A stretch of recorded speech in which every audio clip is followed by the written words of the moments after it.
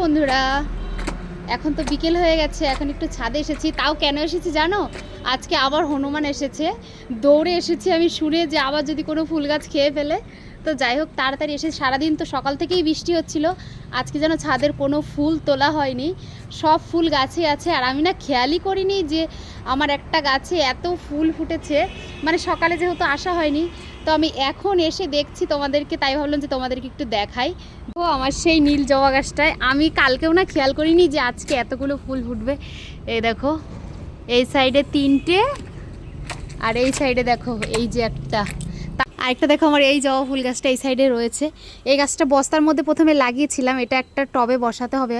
এবার ফুলের সিজনটা শেষ হয়ে গেলে শীতের আগে বসাবো। এই দেখো, এটা লাল জবা, মানে এটা সিঙ্গেল যে জবাটা, সেই জবাটা দেখো কত ফুল ফুটেছে। ও ফুল দেখলে না আমার মনটা ভীষণ ভালো হয়ে যায়, মানে কি বলবো, এত ভালো লাগে, কতটা সুন্দর লাগছে শুধু দেখো।